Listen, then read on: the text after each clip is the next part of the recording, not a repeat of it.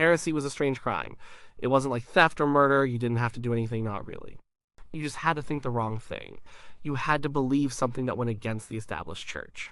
And for centuries, that was one of the most dangerous things you could do. It was seen as a sickness of the soul, a spiritual poison that could spread from one person to the next, infecting the entire community. The church saw itself as a shepherd, and heretics were diseased sheep that had to be separated from the flock before they sickened everyone else. But it was more than just a spiritual problem. In a world where church and state were tightly woven together, heresy was also treason. The king or queen ruled by divine right, by the grace of God.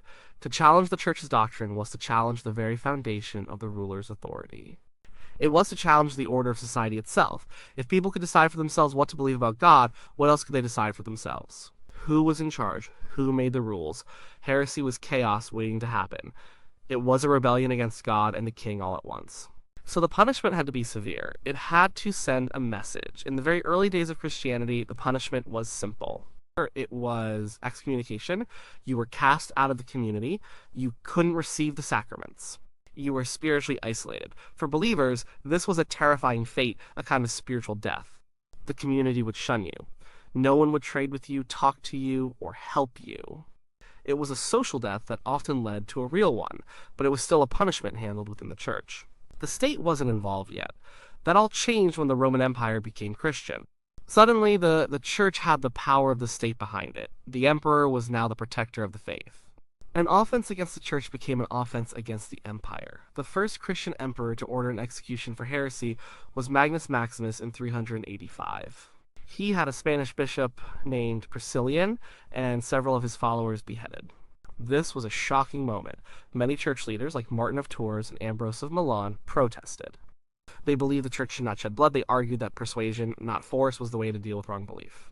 But their voices were drowned out over time. The idea that the state had a duty to protect religious purity took hold. The laws were passed. Heresy became a capital crime. The thinking was brutal and direct. If you make a counterfeit coin, you harm a person's wallet, and the state puts you to death. But if you create a counterfeit faith, you harm a person's soul for all eternity. Wasn't that a far worse crime?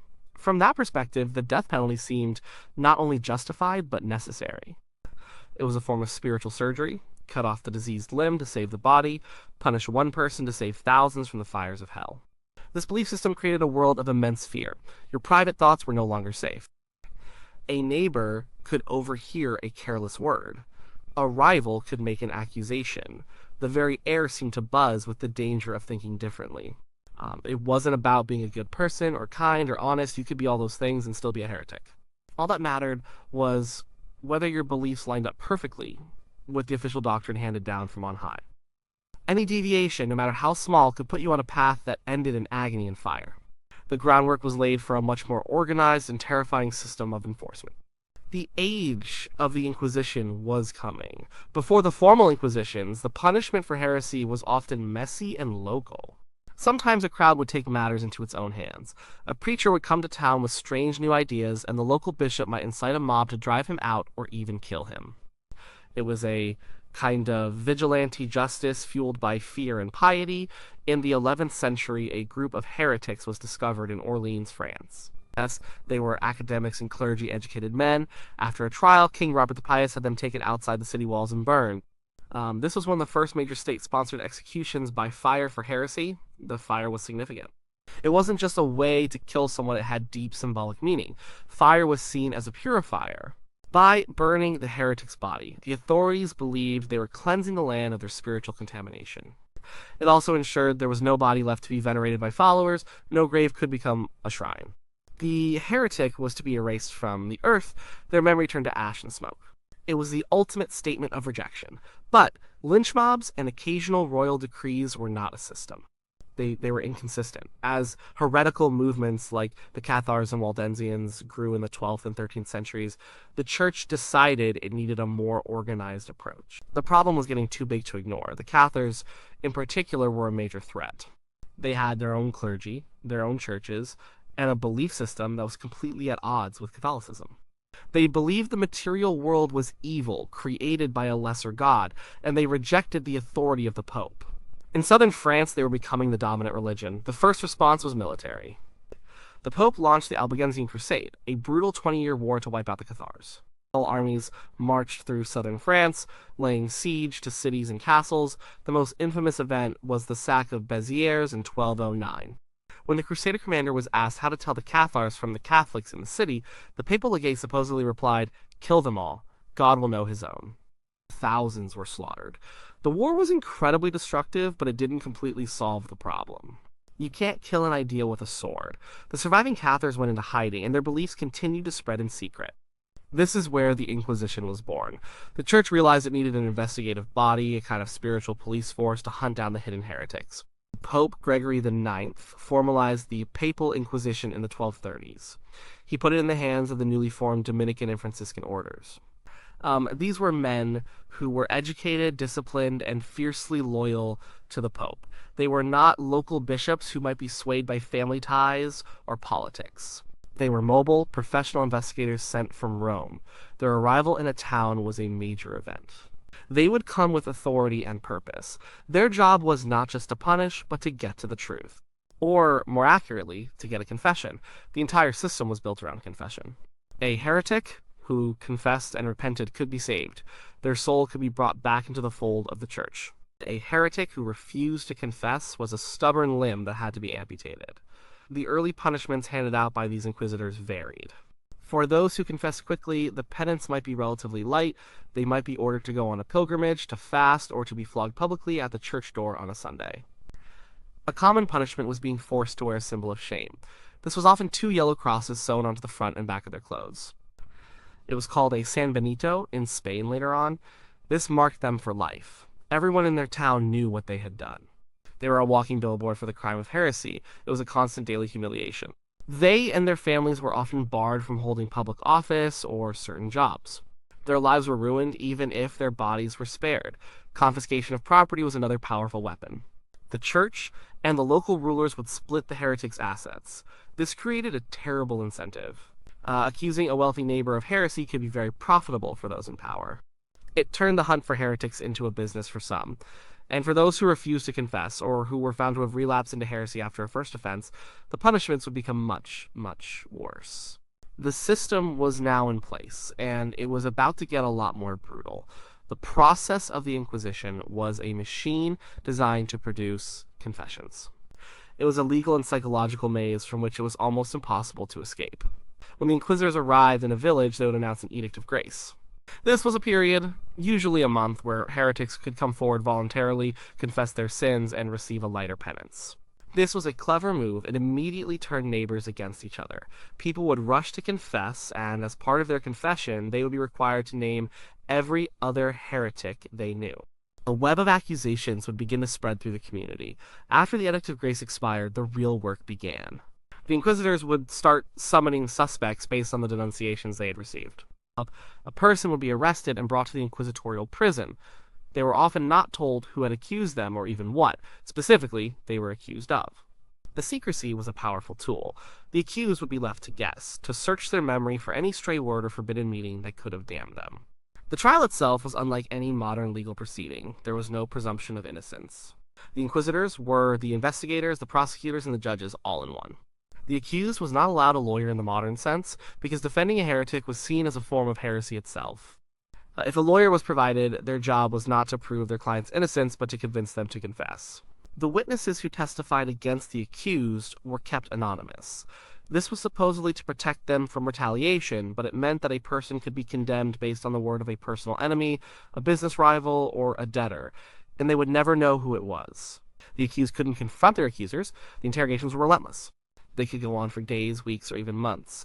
The accused was held in isolation, often in dark, miserable conditions.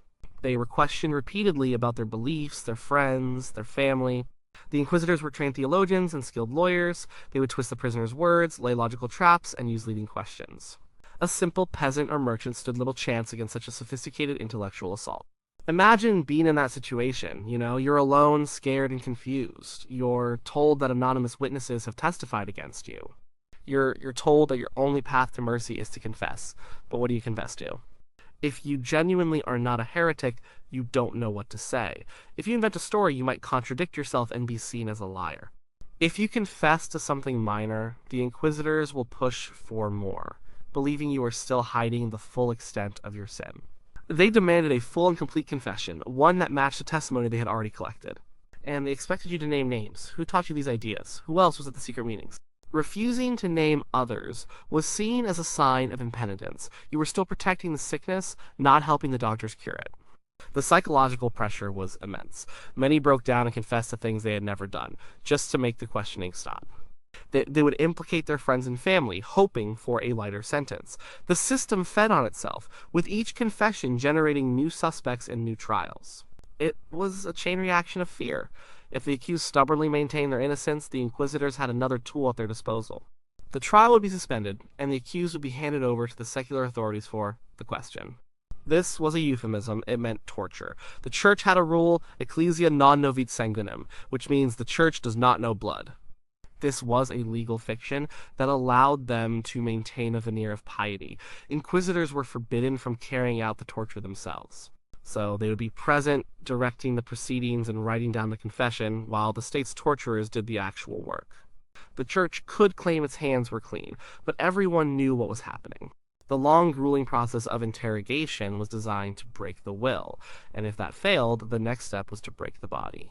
When psychological pressure failed, physical pain was the next step. Torture was not used to punish. It was used to extract a confession. In the eyes of the Inquisition, the body was just a vessel. The soul was what mattered. Causing temporary pain to the body was considered a small price to pay for the truth that could save a soul from eternal damnation. It was a twisted form of mercy. The confession obtained under torture had to be repeated freely the next day outside the torture chamber. If the prisoner recanted, they could be tortured again, with the explanation that the torture was not a new session, but merely a continuation of the previous one. The rules were full of such legalistic loopholes. The methods were varied and horrific. One of the most common was the strappata, or the rope. The prisoner's hands were tied behind their back. The rope was then looped over a pulley on the ceiling, and they were hoisted into the air. This would violently dislocate their shoulders. To increase the pain, weights could be attached to their feet. They would be left hanging, then suddenly dropped, stopping just before they hit the floor, jerking their limbs with excruciating force. The pain was unbearable, and many confessed immediately. Another common device was the rack. The victim was laid on a large wooden frame with rollers at each end. Their ankles were fastened to one end and their wrists to the other. A torturer would then turn a handle, slowly pulling the ropes and stretching the victim's body. Joints would pop and ligaments would tear. The stretching would continue until the prisoner confessed, or their body was simply pulled apart. Then there was the water torture, which was a favorite of the Spanish Inquisition. The victim was tied to a board or a ladder with their head lower than their feet. A cloth would be forced into their mouth, and water would be slowly poured over it. The cloth would carry the water down their throat, making them feel as if they were drowning. They would gag and struggle for breath, experiencing the panic and pain of suffocation over and over again. These were not secret, hidden acts. They were part of a formal legal process. A notary would be present, carefully recording every scream, every plea, and every word of the eventual confession. The goal was always the same: to get the heretic to admit their guilt, repent, and name their accomplices. Once the trial was over, the sentences were announced at a large public ceremony called an auto de fe, or act of faith. This was a grand piece of theater. It would start with a procession through the town. The condemned would be paraded through the streets, forced to wear the San Benito robe and a tall, conical hat called a carroza. The designs on these garments indicated their fate. Those who had confessed and repented had flames pointing downwards, signifying they had been saved from the fire. Those who were unrepentant or had relapsed into heresy had flames pointing upwards and often devils and dragons painted on their robes. They were heading for the stake. The procession would end in the town square, where a high mass would be held. A sermon would be preached, and the sentences would be read aloud for everyone to hear. It was a day of public humiliation and terror. The ones who had repented were formally reconciled with the church. Their punishments might be life imprisonment, flogging, or service on a galley ship. But the unrepentant were relaxed to the secular arm. This was another one of those clinical-sounding phrases. It meant they were handed over to the state authorities for execution. The church once again claimed it was not the one doing the killing. The final act was the burning. The condemned were tied to a stake in a public place. Piles of wood were stacked around them. Often a priest would make one last attempt to get them to repent. If they did, they were sometimes granted a small mercy. They would be garroted, strangled with a metal collar, before the fire was lit. Their body would still be burned, but they would be spared the agony of the flames. Those who remained defiant to the end were burned alive. The crowds would watch. It was a spectacle, a festival of death. It served as the ultimate warning to anyone who might even consider straying from the one true faith. The smell of burning flesh was a powerful tool for social control. The era of burning heretics did not end quickly. It slowly faded away over centuries. The Protestant Reformation in the 16th century was a major turning point, but not in the way you might think. It didn't end the persecution of heresy, it just created more heretics. Now, Catholics were heretics in Protestant lands, and Protestants were heretics in Catholic lands. Both sides used the same tools of accusation, torture, and execution against each other. The famous Spanish Inquisition redoubled its efforts to crush Protestantism in Spain. In England, Queen Mary I, a devout Catholic, burned nearly 300 Protestants at the stake, earning her the nickname Bloody Mary. When her Protestant half-sister Elizabeth I took the throne, the tables turned. Now, Catholics were the ones being persecuted, though they were usually executed for treason rather than heresy. John Calvin, one of the great Protestant reformers, had a man named Michael Servetus burned at the stake in Geneva for having the wrong ideas about the Holy Trinity. The idea that religious error must be punished by the state was still very much alive. Everyone just disagreed on what counted as error. But the sheer scale of the religious wars that tore Europe apart for over a century started to change people's minds. The 30 Years' War, which ended in 1648, killed millions and left vast parts of Germany in ruins. People began to wonder if enforcing religious uniformity was worth such a catastrophic price. A kind of exhaustion set in. Maybe tolerating different beliefs was a more practical way to live. At the same time, a powerful new intellectual movement was rising, the Enlightenment. So thinkers like John Locke and Voltaire began to champion new ideas about reason, individual rights, and religious tolerance. And Locke argued that faith was a matter of personal conviction and could not be forced by the state. Voltaire wrote scathing critiques of the Catholic Church and its history of persecution. He famously campaigned to clear the name of Jean Calas, a French Protestant who had been wrongly accused of murdering his son to stop him from converting to Catholicism, and was tortured and executed in 1762. These ideas were radical. They suggested that the state had no business policing the souls of its citizens. The purpose of government was to protect life, liberty, and property, not to enforce religious doctrine. This led to the concept of the separation of church and state. It was a revolutionary idea that gradually took hold, most famously in the new United States of America, whose constitution explicitly forbade the government from establishing a religion. The old machinery of the Inquisition began to grind to a halt. The Spanish Inquisition was finally abolished for good in 1834. The Papal States in Italy were the last place in Europe where the old laws were on the books, but they too fell away in the 19th century. The crime of heresy ceased to be a crime in the eyes of the law. You could no longer be arrested, tortured, or killed by the state for your religious beliefs. The punishments for heresy today, in most of the world, are internal to religious organizations. A church might excommunicate a member or fire a pastor for teaching what they consider false doctrine. But they cannot call on the police to enforce their beliefs. The power of the state has been removed from the equation. Looking back, the story of heresy and its punishment is a dark and cautionary one. It shows what can happen when absolute certainty is combined with absolute power.